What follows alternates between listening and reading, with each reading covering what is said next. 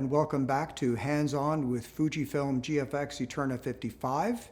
In the second episode, we're going to talk about basic menu operations and the buttons to get into the shortcuts and how to navigate through everything. So first, we will turn on the camera. And then, of course, down here on the bottom right corner, you see the menu button. And again, these buttons and screens are mirrored on both sides of the camera. So the first thing you're going to want to do is go into the menu, and then you can use the rotary selector wheel to go through these various items. Go down to Setup, and then you press in the rotary knob to enter those items. And the first thing you should do is choose the language that you want the menus to operate in, and then you definitely want to go in and set the date and time, the region that you're located in. That's all quite important. Notice also here in this setup menu is where you'll find the item for format. So this is to format the storage cards, your storage media. So if I say I want to format card number 1, which is the CF Express Type B, you must hit 2 buttons at once to do that. You cannot accidentally format your cards. Notice I am also pressing the back button to exit out of whatever menu item I was just in. Here we're looking at what we call the home screen, and you can get to this at any time by pressing the home button.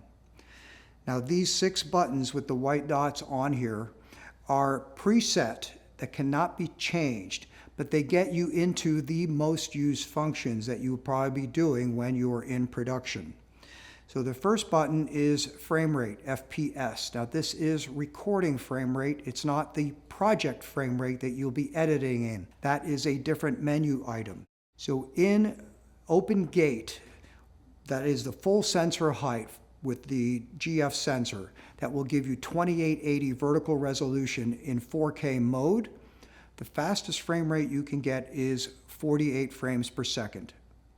Once you get out of Open Gate and go into 16:9 or 17:9, again in full sensor width, now you can get up to 60 frames per second. With HD resolution, you'll be able to get to 120 frames per second. The second button is ISO. GFX ETERNA 55 has 2 dual native gain settings, and that is ISO 800 and ISO 3200, and those are going to give you the cleanest results when you're recording in the log modes. I do want to point out, these are true ISO increments. They are not what are called exposure indices as you might find in other cameras. Button number 3 is shutter angle. This is something cinematographers prefer in terms of how to keep a constant relationship between frame rate and exposure. There is a button that allows you to choose shutter speed instead of shutter angle if that is something that you're more familiar with. So the most common shutter speed when you are recording in 24 frames per second is 1/48th of a second. That is the equivalent of a 180-degree shutter angle at 24 frames per second. Down here in the bottom left corner is the neutral density button. And then using the rotary selector, you can dial in a value. Now this is also accessible by way of function number 1 up here, which is pre-programmed to be ND. You can customize other function buttons to enable the ND should you wish to. The button here in the middle is where you access the kinds of looks that you apply to the recording or to the LCD or the output through SDI and HDMI.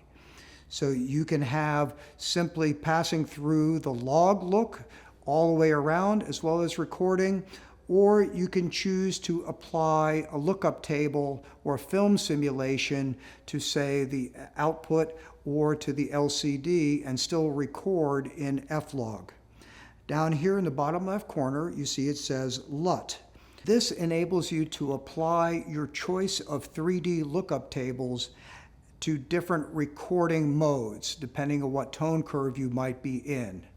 The camera will allow you to import up to 16 3D LUTs, and you do that simply by way of a memory card, either the CF Express or the SD card. Lastly, there is the white balance button. So there are the presets here for 5600 Kelvin, 3200 Kelvin, and you can press edit and you can dial in a particular value for Kelvin temperature down to 1 degree Kelvin should you wish, and you can also dial in magenta green bias. Up here in the upper left corner, CWB set enables you to do custom white balance. You simply aim the camera at a white surface or a gray surface, press the execute button, and it will memorize a custom white balance for you to access in the future. If you want, you could hit the user button, and that will take you into another level of functionality with these same 6 buttons. With the user level, these 6 buttons can be customized, but they are basically shortcuts to other menu items. So for example, this one is set to image format, which when I press that, this gives you the choice of various image formats. Those various image formats are the GF mode, which is the full width. There is the Premista mode, which is slightly smaller and is optimized for using Fujinon Premista zoom lenses.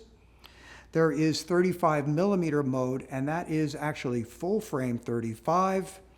There is Super 35, and that is the standard Super 35mm image format that has been used now for decades and decades in motion picture capture. When you select a particular image format mode, you then get options for aspect ratio and resolution, and those vary depending on the image format you choose.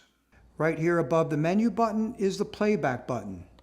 So this enables you to go through the list of files that have been recorded. Simply highlight the one you want, press in the rotary knob to select it, and playback then begins. And you can see it increments through the time code, and you can now see this on the LCD or SDI HDMI out.